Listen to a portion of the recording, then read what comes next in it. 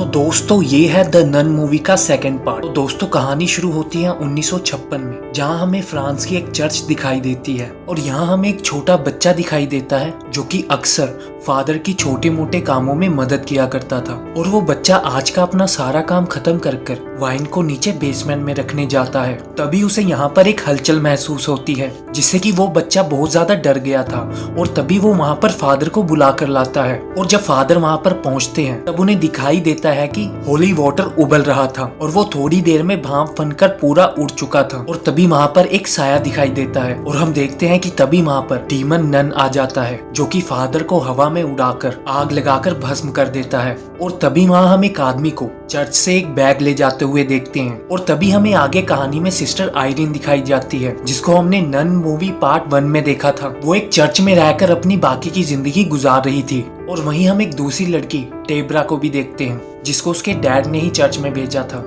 और हम देखते हैं कि वो दोनों आपस में अच्छी दोस्त बन जाती हैं। और तभी हम देखते हैं कि चर्च के एक कैबिन में बहुत सारी औरतें मिलकर 4 साल पहले हुए नन हाउस इंसिडेंट के बारे में बात कर रही थी। पर वो ये बिल्कुल नहीं जानती थी कि उस इंसिडेंट को जिस लड़की ने अंजाम दिया था वो उनके बीच में ही मौजूद है। और हम अगले सीन में एक हॉस्टल स्कूल को देखते हैं जहाँ पे हमें फ्रेंची दिखाया जाता है जिसको भी हमने मूवी पार्ट 1 में देखा था। और वो उस हॉस्टल के छोटे मोटे काम किया करता था। और हमें उस हॉस्टल की हेड मैडम दिखाई देती है जो कि सभी लोगों से बहुत गुस्से में बात करती थी, जिसकी वजह ये थी कि उसका 5 साल का लड़का उस हॉस्टल की एक चैपल में मारा गया था। और इसी स्कूल हॉस्टल में एक छोटी प्यारी बच्ची भी पढ़ती है जिसका नाम सोफी था। और सोफी फ्रेंची की बहुत अच्छी दोस्त होती है। और जब भी कुछ लड़कियां सोफी को उस हॉस्टल में परेशान करती थी तो हर बार फ्रेंची आकर उसे बचा लेता था। पर हम देखते हैं कि इस हॉस्टल में फ्रेंची के साथ कुछ गड़बड़ थी क्योंकि वो वहाँ पर अजीबोगरीब हरकतें किया करता था। और हम देखते हैं कि एक लड़की जब हॉस्टल में कुछ सामान लेने के लिए आती है तब वो फ्रेंची को अजीबोगरीब हरकतें करते हुए देखती है। वो देखती है कि फ्रेंची कॉकरोचेस खा रहा था। और जब वो लड़की फ्रेंची के पास जाती है तब अचानक से फ्रेंची के अंदर से डीमन नन बाहर आ जाता है और वो उस लड़की की जान ले लेता है। और इसे साफ पता लगता है कि जिस आदमी को हमने उस चर्च से बाहर आते हुए देखा था वो और कोई नहीं बल्कि फ्रेंची ही था। और हम हॉस्टल में देखते हैं कि वही लड़कियां जो सोफी को बहुत ज्यादा परेशान करती थी वो सोफी को लेकर उसी चर्च के चैपल में चली जाती है। और वो सोफी को एक टास्क देती है कि सामने जो बकरी की तस्वीर बनी हुई है तुमने उसकी आंखों में नॉन स्टॉप देखना है। और जब सोफी ऐसा कर रही थी तब पीछे से उसकी फ्रेंड्स वहाँ से भाग जाती है। और हम देखते हैं कि जब सोफी उस चैपल में अकेली थी तब उसे अपने आसपास कुछ हरकतें होती नजर आती है और उसे डीमन नन का साया दिखाई देता है जिससे देखकर वो बहुत ज्यादा डर जाती है। और हम देखते हैं कि फ्रेंची वहाँ पर आकर उसे बचा लेता है। और दूसरी तरफ हम देखते हैं कि आयरीन को वापस से वेटिकन सिटी की चर्च में बुलाया जाता है और वहाँ पर हेड फादर उससे बोलते हैं कि दोबारा से कुछ शहरों में सिस्टर और फादर्स के मर्डर के किस्से सामने आ रहे हैं। और वो ये भी बताते हैं कि पिछले हफ्ते एक फादर को चर्च में जलाकर मार दिया गया है। और वो उसे बताते हैं कि डीमन नन अब इस दुनिया में वापस आ चुका है और तुम अच्छे से जानती हो कि तुम उससे पहले मुकाबला कर चुकी हो और इस बार भी तुम्हें उससे मुकाबला करना पड़ेगा। लेकिन आयरीन उन्हें पहले ही मना कर देती है कि वो अब ऐसा कुछ नहीं करना चाहती। लेकिन हेड फादर उसे कहते हैं कि ये सच्चाई और इंसानियत की बात है, तुम्हें उस डीमन नन का सामना करना ही होगा। और फिर आयरीन भी थोड़ी बहादुरी दिखाते हुए उस इन्वेस्टिगेशन के लिए मान जाती है और वो उस केस की इन्वेस्टिगेशन करने के लिए फ्रांस के लिए निकल जाती है। और हम देखते हैं कि उसकी फ्रेंड डेब्रा चोरी से उसके साथ ट्रेन में चढ़ जाती है। और ये सब देखकर आयरीन उस पे बहुत गुस्सा होती है। और हम देखते हैं कि अगले सीन में वो दोनों फ्रांस पहुंच चुकी थी और वहां पर पहुंचते ही आयरीन को दोबारा से विजन दिखाई देते हैं। विजन में उसे छोटा बच्चा दिखाई देता है जिसे हमने मूवी के स्टार्टिंग में देखा था। और जब आयरीन उससे उस इंसिडेंट के बारे में पूछती है और फिर बच्चा उसे बताता है कि वो सभी को मार देगा। और फिर आयरीन को ढेर सारी मैगजीन दिखाई देती है और उस मैगजीन पर नन की तस्वीर बनकर दिखाई देती है। और तभी डीमन नन वहां पर आकर आयरीन का गला पकड़ लेता है और वहाँ पर उसे एक नन भी दिखाई देती है जिसकी आंखें निकाली जा रही थी। और तभी आयरीन बेहोश हो जाती है और डेब्रा उसे होश में लेकर आती है। और जब आयरीन को होश आता है तब वो याद कर सोचती है कि लास्ट बार उसको डीमन नन से फ्रेंची ने बचाया था। और उसे ऐसा लगता है कि डीमन नन फ्रेंची के ही रास्ते इस दुनिया में वापिस से आ गया है और फ्रेंची को उसी डीमन नन ने अपने वश में किया होगा। और डेब्रा उसे बताती है कि एक छोटा बच्चा उसे होली क्रॉस का ये निशान देकर गया है। उस क्रॉस पर एक अजीब सा निशान बना हुआ था और जितने भी लोग मारे गए थे सभी की बॉडी पर ही ये सेम निशान था। और जब वो इस निशान के बारे में पता लगाते हैं तब एक लाइब्रेरियन से उन्हें पता लगता है कि ये एक खानदानी निशानी है और ये साइन सेंट लुइस के खानदान से जुड़ा हुआ है। और जिसको अपने विजन्स में उसने देखा था, जिसकी आंखें निकाली जा रही थी, वो ही सेंट लुइस थी। और उनकी आंखें बहुत ही पावरफुल चीज है और उसको कहीं पर छुपा कर रखा गया है। और जितने भी लोग मारे गए थे वो सभी ही सेंट लुइस के खानदान से थे। और डीमन नन उन सभी को इसीलिए मार रहा था क्योंकि वो उन आंखों की तलाश कर रहा है और वो उन दोनों को एक ऐसी जगह पर भेजता है जहाँ पर इसके बारे में और जानकारी मिल सकती है। वो उन्हें पास ही के एक हॉस्टल स्कूल में भेजता है और ये हॉस्टल स्कूल फ्रेंची का ही हॉस्टल स्कूल था। और ऐसा हो सकता है कि उन आंखों को वहीं पर दफन किया हो। और इससे हमें ये पता लगता है कि फ्रेंची, जिसके अंदर डीमन नन है, वो वहाँ पर काम करने के बहाने उन्हीं आंखों को वहाँ पर ढूंढ रहा है।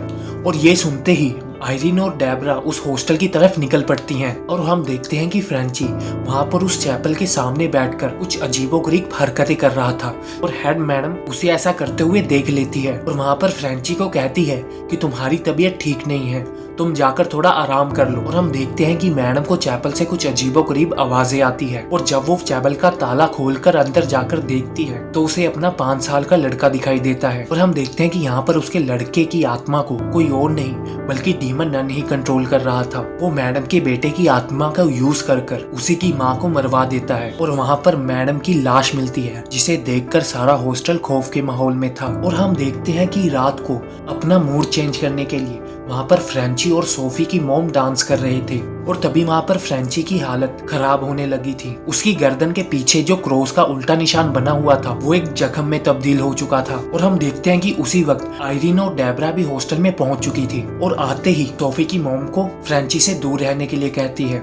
और वो समझ गई थी कि फ्रेंची के अंदर डीमन नन का कब्जा है। और फिर डीमन नन फ्रेंची के शरीर में आकर आयरीन से कहता है, हेलो सिस्टर। और हम देखते हैं कि फ्रेंची चैपल की तरफ बढ़ने लगता है और जब आयरीन उसे वहां जाने से रोकती है तब फ्रेंची आयरीन पर हमला कर देता है। और डेब्रा के भी कोशिश करने पर फ्रेंची वहां पर नहीं रुकता और तभी आयरीन प्रे कर जब उसे क्रॉस दिखाती है तब डीमन नन थोड़ा कमजोर पड़ जाता है और फिर जल्दी से जाकर पीछे से फ्रेंची के सर में कुछ देकर मारती है जिससे कि फ्रेंची बेहोश हो जाता है और वो फ्रेंची को बांधकर एक जगह पर बिठा देती है। और हम देखते हैं कि अपने साथ कुछ सिस्टर्स को लेकर आयरीन और डेब्रा उसी चैपल के अंदर जाती हैं ताकि उन्हें वहाँ पर वो आंखें मिल जाए जिसे डीमन नन ढूंढ रहा था। और हम देखते हैं कि सोफी भी वहाँ पर मौजूद होती है।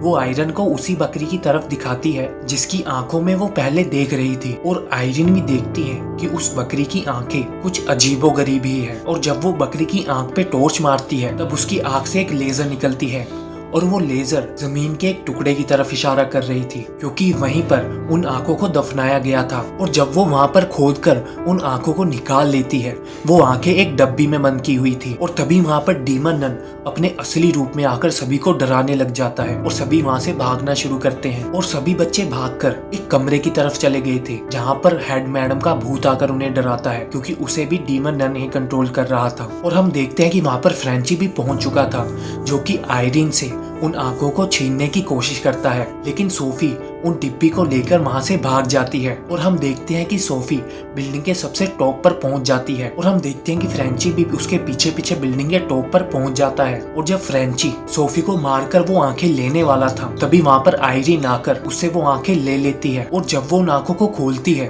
तो उससे एक बहुत तेज रोशनी निकलती है जिससे कि डीमन नन बहुत डर जाता है। और हम देखते हैं कि फ्रेंची उस रोशनी से बेहोश हो चुका था। और हम देखते हैं कि जब आयरीन उसे चेक करने के लिए जाती है तब वो उसके हाथों से उन आंखों को छीन लेता है क्योंकि ये सब डीमन नन की एक चाल थी। और हम देखते हैं कि डीमन नन उन आंखों को पहन लेती है और फिर डीमन नन को अपनी सारी शक्तियां वापस मिल जाती है और वो पहले से भी बहुत ज्यादा शक्तिशाली हो चुका था। और हम देखते हैं कि वो आयरीन को हवा में उड़ा देती है और उसी तरह मारने की कोशिश करती है जिस तरह उसने उस पास्टर को मारा था। और हम देखते हैं कि वो आयरन को आग लगा देता है और हम देखते हैं कि आयरन को कुछ विजन दिखाई देते हैं जिसमें कि उसकी मॉम उसके सामने होती है और उसकी मॉम की आंखें भी वैसे ही रोशनी से भरी हुई थी जो कि उन आंखों में दिख रही थी, जिससे कि हमें ये पता लगता है कि आयरन भी सेंट लुइस के खानदान से थी और वो अपनी अंदर की पावर्स को पहचान कर उस जलती आग को बुझा देती है। और ये सब देखकर डीमन नन बहुत ज्यादा गुस्से में आ जाता है और हम देखते हैं कि डीमन नन गुस्से में आकर सोफी पर हमला करने लग जाता है और वहाँ पर आयरिन सभी को प्रे करने के लिए कहती है। और हम देखते हैं कि डेब्रा को वहाँ पर वाइन के कुछ कंटेनर दिखते हैं क्योंकि उनको लाइब्रेरियन ने कहा था कि यहाँ पर पहले शराब की फैक्ट्री हुआ करती थी। और हम देखते हैं कि फिर सभी मिलकर उस वाइन पर प्रेयर करते हैं क्योंकि ऐसा माना जाता है कि वाइन पर प्रेयर करने से वो जीसस क्राइस्ट का ब्लड बन जाता है। और जब वो प्रे कर रहे थे तब वाइन जीसस क्राइस्ट का ब्लड बनकर उस डीमन नन को खत्म कर देता है। वाइन जीसस क्राइस्ट का ब्लड बनकर डीमन नन की सभी शक्तियों को खत्म कर देता है और डीमन नन को दोबारा से पाताल में भेज देता है। और हम देखते हैं कि इस मूवी की कहानी यहीं पर खत्म हो जाती है। तो दोस्तों ये था द नन मूवी का सेकंड पार्ट। दोस्तों आपको ये वीडियो कैसी लगी प्लीज कमेंट कर बताइए और अच्छी लगी हो तो इसे लाइक भी कर दीजिए और चैनल को सब्सक्राइब कर दीजिए ताकि आप आगे की आने वाली वीडियोस देख सके। तो दोस्तों मिलते हैं अगली वीडियो में।